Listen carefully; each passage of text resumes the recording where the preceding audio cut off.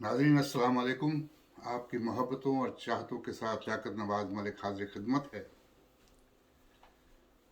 नाज़रीन, जब हम हिस्ट्री की बात कर रहे थे तो हमने ये देखा कि अयूब खान साहब ने किस तरह पाकिस्तान के इक़्तिदार पर कब्ज़ा किया। आज हम एक और करैक्टर जो है पाकिस्तान की सियासत में, जिसका नाम जुल्फ़िकार अली भुट्टो है, जिनके मुतल्लिक़ ये कहा जाता है कि वो गेट नंबर 4 की पैदावार, या कहा जाता है कि वो अयूब की आमरीत के दौरान वो पाकिस्तान की पॉलिटिक्स में दाखिल हुए। नाज़रीन, जब पाकिस्तान बना तो उस वक़्त जुल्फ़िकार अली भुट्टो ऑक्सफोर्ड और बर्कली यूनिवर्सिटी में अपनी तालीम मुकम्मल कर रहे थे। जब उन्होंने अपनी तालीम मुकम्मल की तो 1954-55 के दरमियान वो पाकिस्तान में तशरीफ़ लाए।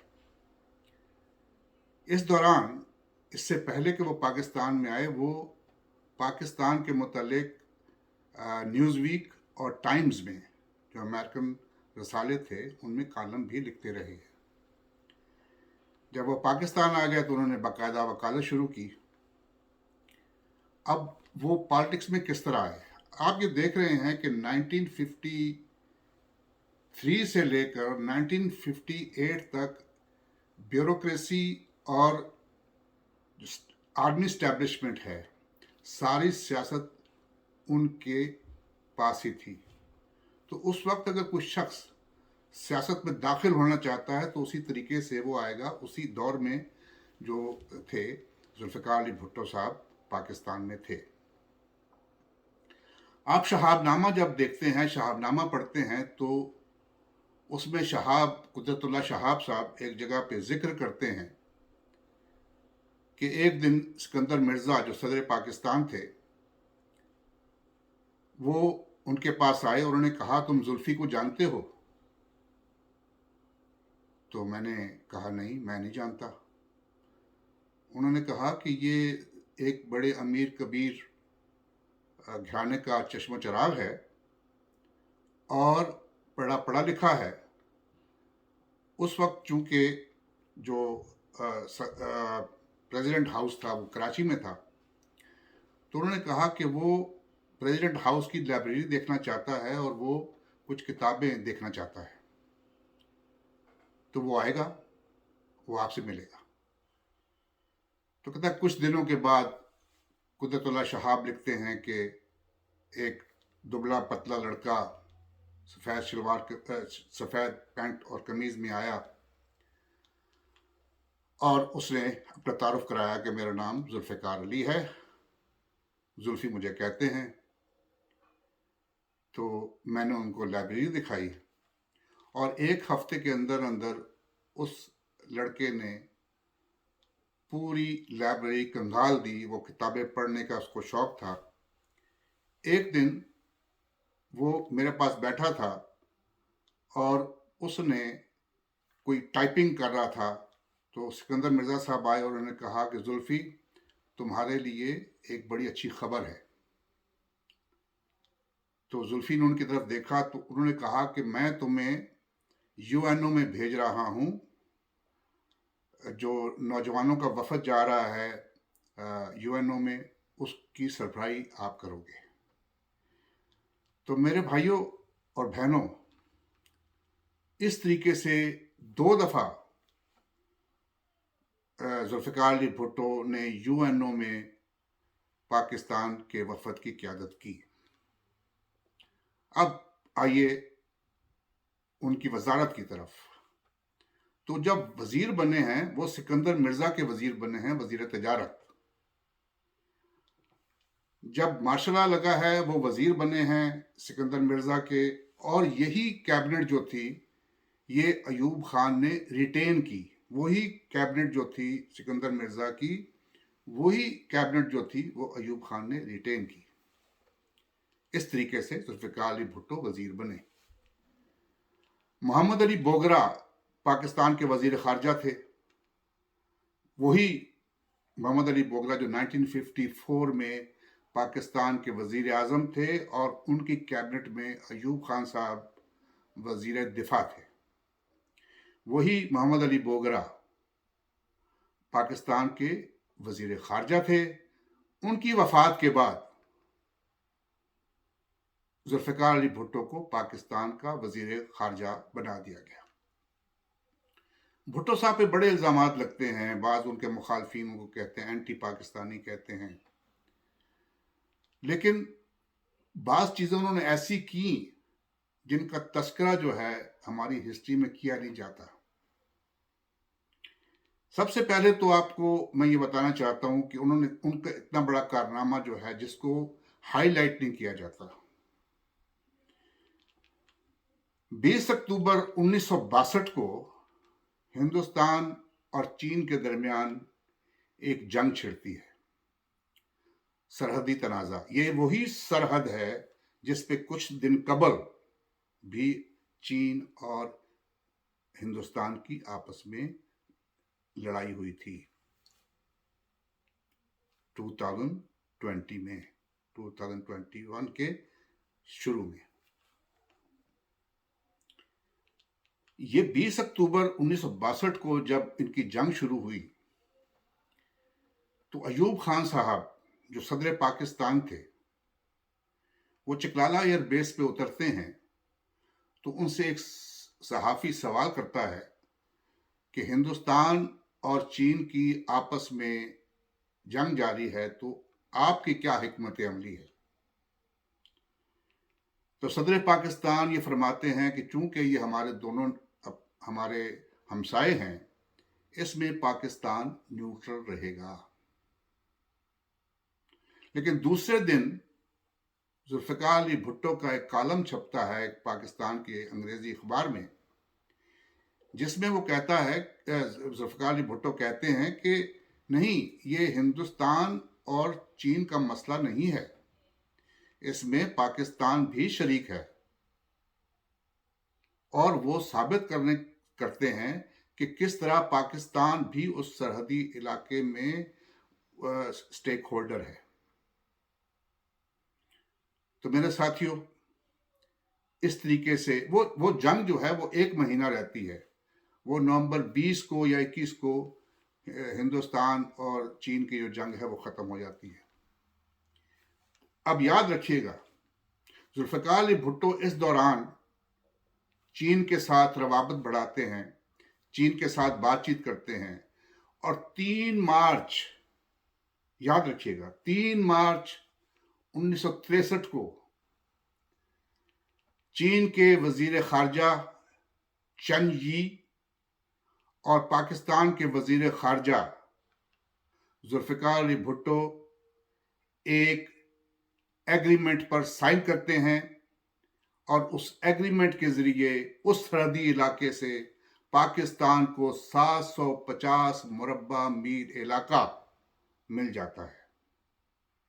750 مربع میل علاقہ ذوالفقار علی بھٹو نے ٹیبل پر بیٹھ کر پاکستان کے لیے حاصل کیا. اس کو ہائی لائٹ نہیں کیا جاتا، اور میں آپ کو یہ حقیقت بتا رہا ہوں، آپ کہیں سے بھی چیک کر سکتے ہیں. اس کے بعد 1965 میں ابھی تک بعض جو لوگ ہیں وہ بھٹو صاحب کو الزام دیتے ہیں کہ جناب جو آپریشن جبرالٹر ہوا تھا یہ بھٹو صاحب کی کارستانی تھی. وہ کیا تھا کہ کشمیر میں داخل ہو کے اور کشمیر کو اپنے قبضے میں کرنا، مقبوضہ کشمیر کو. میں پوچھنا چاہتا ہوں کہ کیا بھٹو صاحب جو تھے وہ کچھ جرنل تھے؟ کیا ان کو دفاع کا کوئی تجربہ تھا؟ اگر انہوں نے کچھ کہا، آپ کو بتایا، تو آپ حکمت عملی بنائیں جنگ کی. ہر الزام جس میں آپ کی ناکامی ہو وہ کسی دوسرے پہ آپ لگا دیں. بہرحال یہ ہوا، جنگ ہوئی 1965 کی. اس کے بعد ذوالفقار علی بھٹو تاشقند کے بعد، معاہدہ تاشقند کے بعد، ان کی ایوب خان کی حکومت سے علیحدگی ہوئی.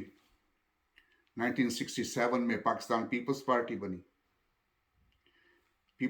بنی. اس کے بعد اب یہ ایک ایسا دور ہے کہ बाद लोग कहते हैं कि पाकिस्तान तोड़ने में जुल्फिकार अली भुट्टो का बहुत बड़ा हाथ है। अब इस टॉपिक पे हम इंशाल्लाह अगले जो हम वीडियो बनाएंगे, पूरा टॉपिक जो है हम 1947 से लेके किस तरीके से हमने ईस्ट पाकिस्तान को खोया, कौन कौन से किरदार शामिल हैं, हम उस एपिसोड में आपको बताएंगे, आपको दिखाएंगे और साबित करेंगे कि इसमें कितने कितने लोग जो थे वो मुलव्विस थे। बहरहाल जब जुल्फिकार अली भुट्टो पाकिस्तान के सदर बन गए तो भुट्टो साहब जो पाकिस्तान के जब सदर बने तो चीफ मार्शल लॉ एडमिनिस्ट्रेटर भी बन गए। अब लोग एतराज करते हैं जनाब वो सिविल मार्शल एडमिनिस्ट्रेटर, बड़े बड़े लोग पूछते हैं, बड़े बड़े वकला बहस करते हैं, बड़े बड़े लीडर बहस करते हैं कि जी वो चीफ मार्शल एडमिनिस्ट्रेटर बन गए। मेरे साथियों, जब अयूब खान साहब ने इक़्तिदार छोड़ा तो उन्होंने अपना आइन खत्म कर दिया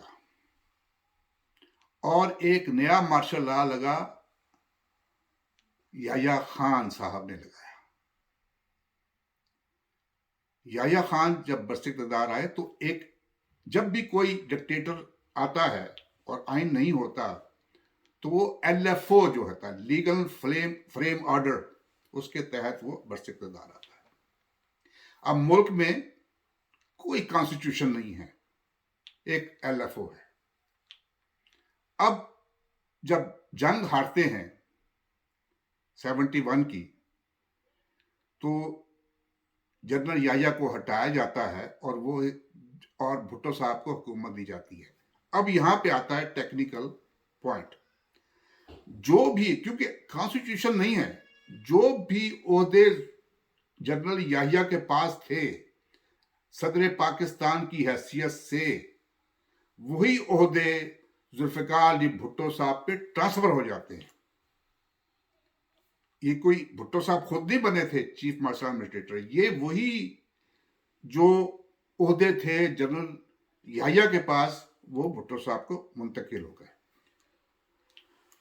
आपको याद होगा कि भुट्टो साहब ने 1 महीने के अंदर अंदर एक अबूरी आइन बनाया। अबूरी आइन प्रेसिडेंशियल फॉर्म ऑफ गवर्नमेंट का आइन था। वो जब आइन बना तो उस आइन बनने के बाद, उसकी अप्रूवल के बाद भुट्टो साहब ने चीफ मार्शल लॉ एडमिनिस्ट्रेटर का ओहदा खत्म कर दिया, इसलिए कि आइन बन चुका था। ये है हिस्ट्री। हम, ठीक है, भुट्टो साहब से गलतियां हुई, मैं भुट्टो साहब की गलती मानता हूं, मैं भुट्टो साहब की गलती मानता हूं कि उन्होंने ईस्ट पाकिस्तान में अपनी पार्टी नहीं बनाई, उन्होंने मौलाना भाषानी पे एतमाद कर लिया, लेकिन ये उनकी बहुत बड़ी गलती थी। ये हम डिस्कस करेंगे अगले एपिसोड में इंशाअल्लाह। और ये मैं छोटी सी बात ये बताना चाहता हूं कि अगर हम किताबें पढ़ें, हम सीना गजट से दूर निकलें और मुख्तलिफ जो लोगों ने किताबें लिखी हैं, मुख्तलिफ पाकिस्तान से बाहर रहने वाले लोगों ने किताबें लिखी हैं, हमें ये चाहिए कि हम स्टडी करें और पाकिस्तान की जो हिस्ट्री है उसको सीधा रखें, और हम ये दानश्वरों से और सहाफ़ी कराम से जो ये भी दरख्वास्त करते हैं कि जनाब अली कम अज़ कम इतना ख्याल रखें कि नई नस्ल को, पाकिस्तान की नई नस्ल को ये बताएं कि पाकिस्तान के साथ क्या क्या होता रहा है और कौन क्या क्या करता रहा है। आप मेरे वीडियो को लाइक कीजिए, सब्सक्राइब कीजिए, अगर कोई गलती है तो मुझे बताइए, कमेंट्स दीजिए, शेयर कीजिए। इंशाअल्लाह अगले एपिसोड में, अगली वीडियो में हम जो पाकिस्तान में ईस्ट पाकिस्तान की अलहदगी हुई उसके मुतालिक पूरे तरीके से बहस करेंगे, और इंशाअल्लाह ताला आप देखेंगे कि इसमें किस किस करैक्टर ने पाकिस्तान के साथ क्या क्या खिलवाड़ किया। बहुत शुक्रिया, अपनी दुआओं और मोहब्बतों में याद रखिएगा। पाकिस्तान जिंदाबाद।